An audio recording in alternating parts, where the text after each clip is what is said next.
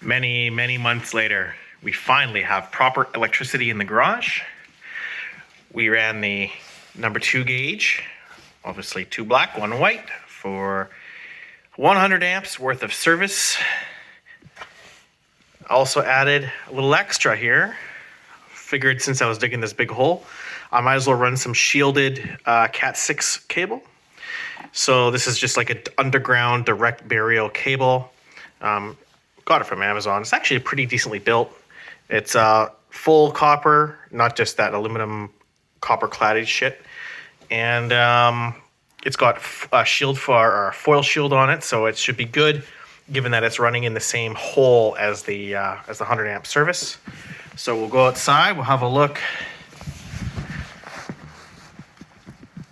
We can also see that there's a deck missing. That's kind of a different story altogether. But underneath where the stairs used to be, I did dig. The comes out of the building. I got some mastic drying there, so I just got that weight on there. Goes underneath the drain tile of the garage. And then because that's direct burial cable, might as well just freaking direct bury it. If it fails, it fails. Big freaking deal. Not really that worried. But at least it looks good on the outside, like I did it proper, but I just didn't do it the whole way. We've got the 1.25" pipe with the 100 amp service. We're just gonna follow it through the forest underneath roots. So we can see some big roots here.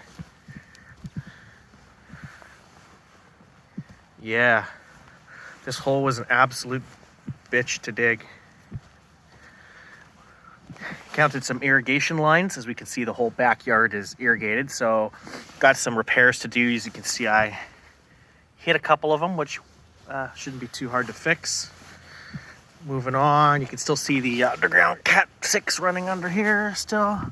Gotta bury this. Probably gotta put some weight on here, whatever, to push it down.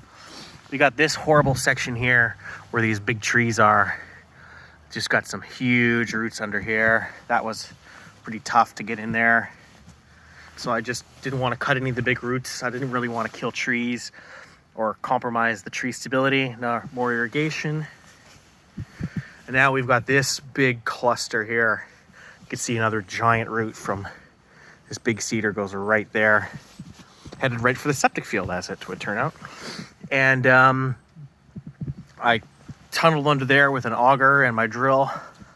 You can see another irrigation line right there that I cut with my Sawzall. Obviously I was Sawzalling the path through the roots and then digging it out. Found some old, you probably can't even see it, but there is some old perimeter drains running under there, about 1.5 feet down. And then we've got to the real irrigation screw ups in here. I busted a couple of those as well, so a couple of those have to get fixed. Moving on here, got that all tidied up, and then we get to the house, and then it's a real freaking mess. We can see there's all sorts of buried lines from the additions to the house over the years, and we can see my pipe basically runs straight through it underneath the irrigation line, basically up right into the breaker panel properly. But all these other lines here are direct buried into the soil willy-nilly. And you can see that my Sawzall met one of those direct buried wires, as we can see. So it's actually the heat for my family room. So yeah, I had to come up with a fix for that. Not the best fix, not the fix that I would want, but what the hell else do you do? You dig up the whole yard to put in that wire? Well, I mean, yeah, if you're proper, but really for now, I think that's gonna do. So we've got the Cat 6 here going into the computer room. I got a double jack on the other side. All this crap I'm gonna clean up, get the fiber all terminated properly. That goes down into the ground and down there and yonder. So yeah, a bit of a clusterfuck at the house, but at least the 100 amp is done proper to the best of my ability anyway. And so I'm gonna basically start burying that, sifting all this dirt with roots in it. I'm gonna put it through a sift, get it all nice and I'll water it as I put it in so that the soil is nice and compact.